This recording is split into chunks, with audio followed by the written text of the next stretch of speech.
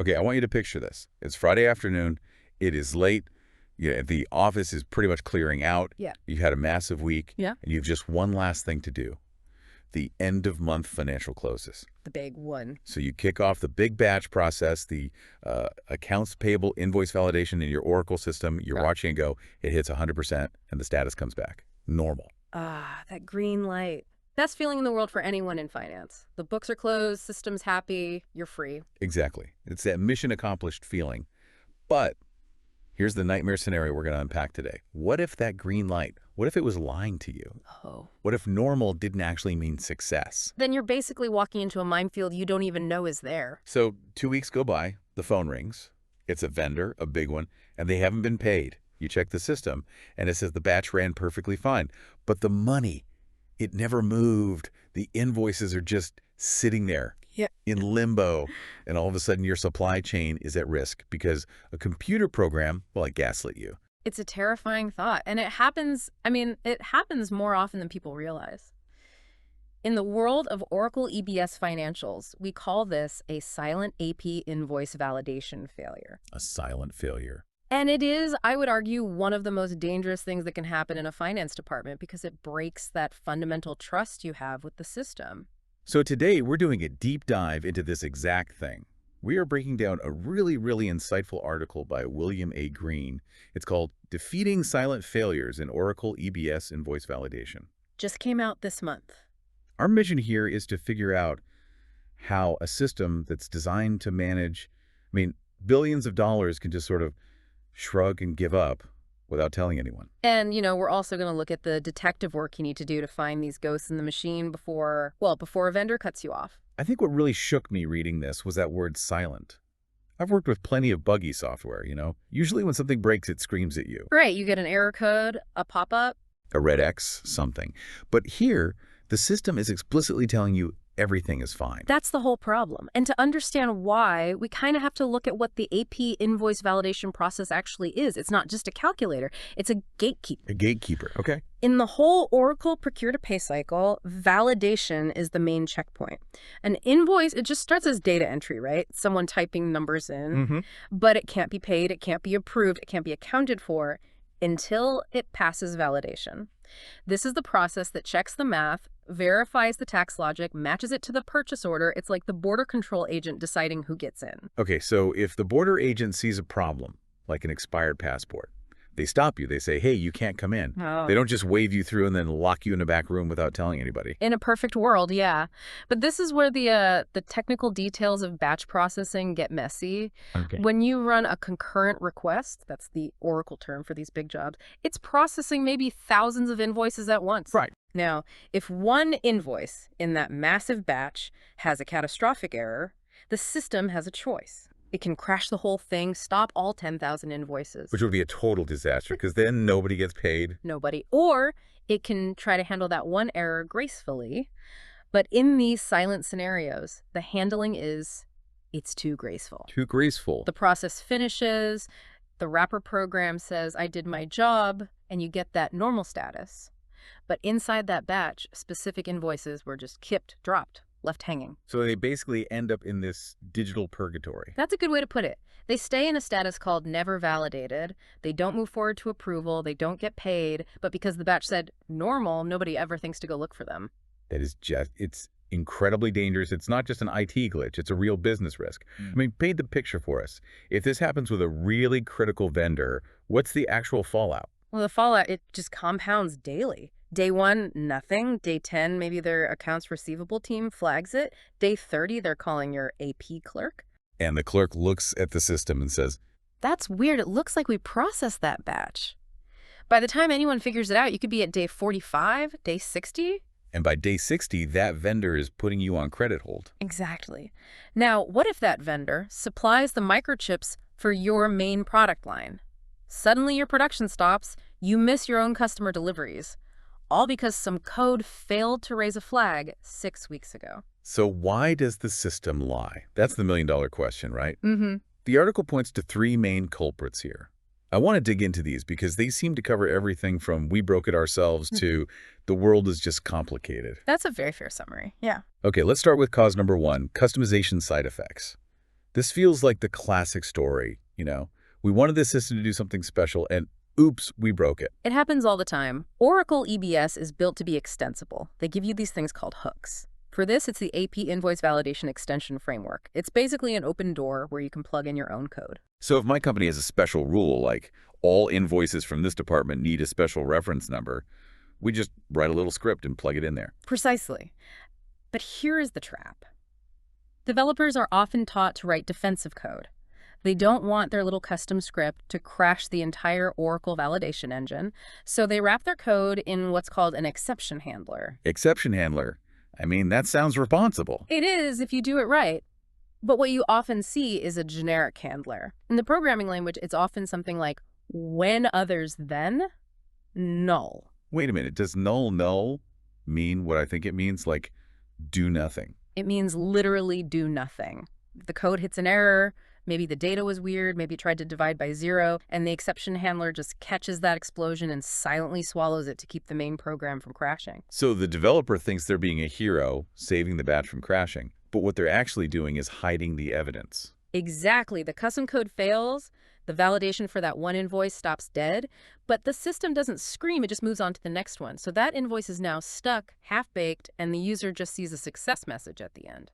That is treacherous. Yeah. It's like a surgeon realizing they nicked an artery and then just stitching the patient up without telling anyone because they didn't want to mess up the surgery stats. It's a vivid analogy, but uncomfortably accurate. Okay, so that one's on the developers. But cause number 2 seems less about bad coding and more about, well, the nightmare that is global taxation. Yeah. Tax configuration mismatches. The e-business tax engine. Even just the name can strike fear into the hearts of some consultants. It's incredibly powerful, but it's also notoriously sensitive. Sensitive how? Like, Yeah. it gets offended if you give it bad data. Sensitive to ambiguity. Tax rules have to be binary. It's either 10% or it's not. But real-world business data is. It's messy. You might have a new office opening up in a state you haven't fully configured yet. Or a vendor changes their ship-from location to a place where you don't have a tax rule set up. So the system looks at the invoice and just goes, I don't know what the tax rule is here. Right. And this is where the design choice gets, let's say, debatable. Instead of throwing a big loud error that says unknown tax jurisdiction, in some of these mismatch cases, the engine it skips it. It basically says, I can't calculate tax, so I can't validate. I'm just going to step aside. Hold on. You are telling me a billion-dollar ERP system's response to confusion is the silent treatment. That feels like a huge design flaw. It's a legacy thing, I think, from how complex these systems are. The logic kind of assumes if it can't find a rule, maybe it's not supposed to apply tax, but the end result is the same. The invoice sits in never validated, and the batch says normal. That's so frustrating. Okay, let's look at the third one. Period status issues. This sounds like a timing problem. It is, absolutely. In accounting, timing is everything. You have these periods, right? Basically months that you open and close. You can't post a transaction to a closed month. Right, that's accounting 101.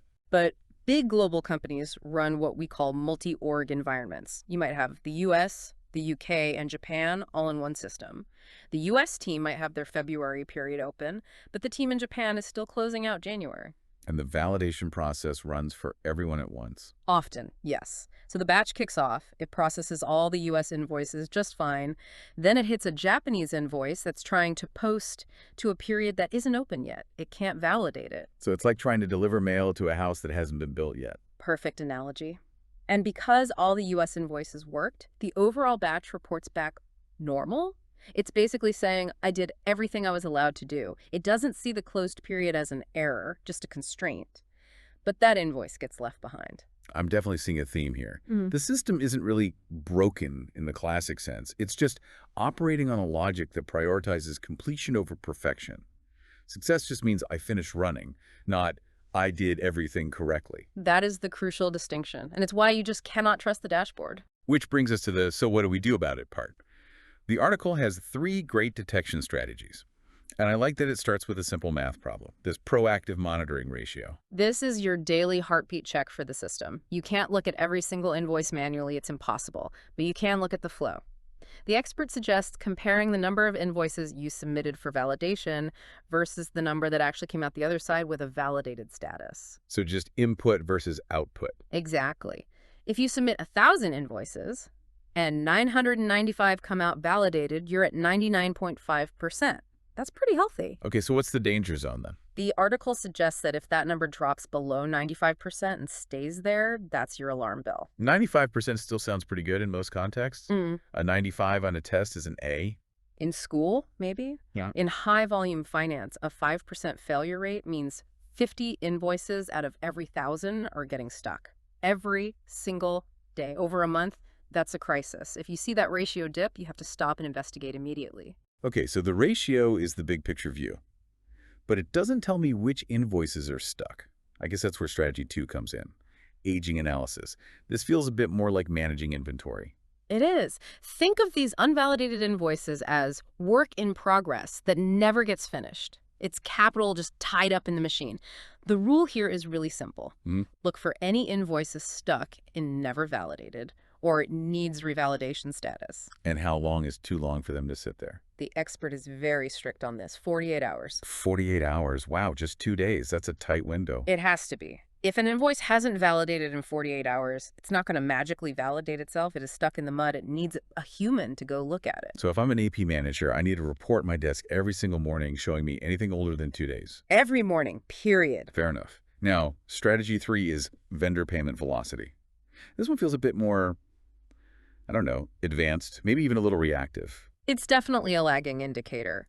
The ratio and the aging are proactive. They help you catch the problem before the vendor even knows. Velocity tells you you've already messed up. So how does it work? You track the average time from when you receive an invoice to when you pay it for your key vendors. Let's say you usually pay vendor X in 30 days, like clockwork. Suddenly, the data shows that average has crept up to 45 days or 60. That means invoices are getting clogged somewhere in the pipe. Exactly. A sudden jump in that cycle time is often the smoke signal that there's a validation fire happening upstream. It's proof that your process is degrading, even if all your error logs are clean. It's the metric that shows you reality no matter what the system says. Okay, so we've detected the problem. We've found this pile of invoices stuck in never validated. How do we fix them without going crazy?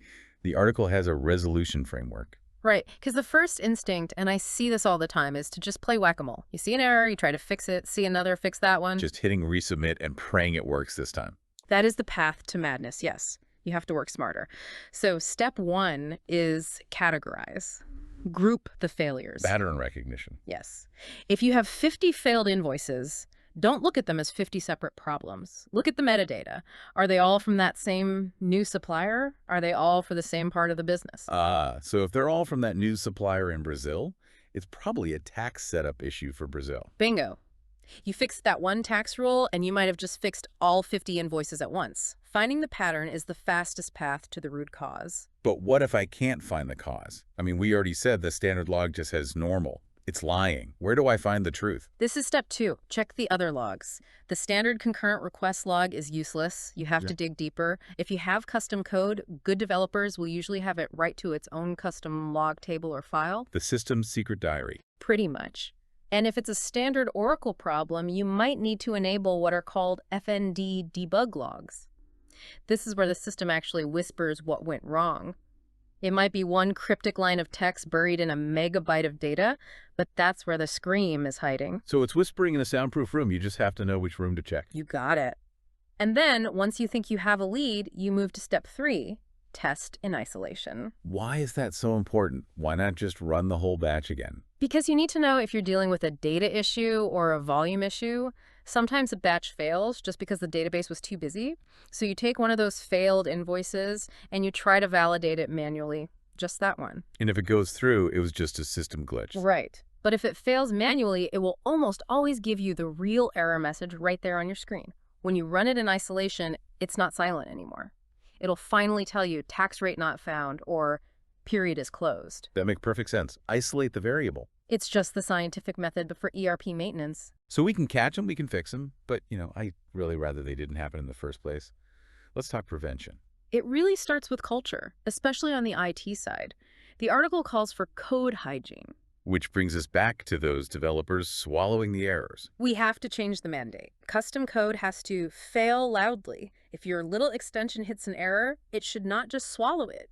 It needs to raise a proper exception that stops the process for that one invoice and logs a clear, Human-readable message. Fail loudly. Oh, I like that. I would much rather have a broken batch that tells me it's broken than a supposedly successful batch that's lying to me. 100%. The second piece is operational. Routine checks. Make that ratio check part of your morning coffee. Don't wait for month end to find out your process is sick. Treat it like checking the weather. Third is tax prep. And I don't mean for April 15th. When you know a new tax rate is coming, you don't wait for the day it goes live. You test that new configuration in a sandbox environment weeks beforehand. That seems like such common sense, but I bet it gets skipped all the time in the daily rush. Constantly. We'll fix it if it breaks is a very dangerous strategy when the break is silent. And finally, scheduling. Just aligning those accounting periods in the big multi-org companies. Yeah, try to keep your global entities in sync. If you can have the US and the UK opening and closing their books on roughly the same schedule, you just eliminate a whole category of these timing mismatches. This has been a real eye-opener. We started this whole deep dive talking about a green normal status. Yeah. Something we've all been conditioned to just implicitly trust. And I think we've learned that in a complex system like this, normal can be a very, very dangerous word. We've realized that silence is not safety. We have to be active monitors. We have to be detectives looking at ratios and aging and velocity. It really does shift the mindset from just data entry to being a data steward. You're responsible for the health of the entire flow, not just your little piece of it. That's a powerful takeaway. Knowledge is power, but monitoring is safety. You just cannot blindly trust that green check mark. The more complex the system, the more silence it can create. You have to be the one to break it. I want to leave our listeners with one thought that's been nagging me this whole time. Oh. We've spent this entire conversation on AP invoices. That is just one module, one process. A modern company runs on dozens of these systems. Inventory, HR, payroll, shipping. That's the scary part, yeah. So here's the question for you. If the AP validation process can return a normal status while failing completely, what other critical green lights on your automated dashboards are actually masking silent failures right now? Is your dashboard showing you true success, or is it just showing you the absence of a configured error message? That is the question every CIO and CFO really needs to be asking themselves before they head home tonight. A little healthy paranoia goes a long way. Thanks for diving deep on this with us. Hi, I'm William Green. Thank you for watching this video. I've been working in Oracle Financials for 28 years with Fortune 500 companies like Motorola, Delta, and CSX, and over time, some have called me the consultant's consultant. When Oracle environments start behaving in ways that don't quite make sense, nagging reconciliation issues, month-end slowdowns, unexplained validation errors, performance bottlenecks, I'm the one other consultants call when they're stuck. Every company has those lingering problems. The kind that don't fully break the system, but quietly disrupt close cycles, reporting accuracy, or operational efficiency. Your team may not have the time to dig into root cause. Oracle support may take days or weeks to respond. Meanwhile, the business keeps moving. That's where I come in. I specialize in rapid diagnosis, root cause analysis, and stabilizing Oracle financials so your team can focus on running the business. If you're dealing with persistent Oracle issues, visit support.william.agreen.com and schedule a 15-minute consultation. Let's solve what's been slowing you down. Thank you again for your time.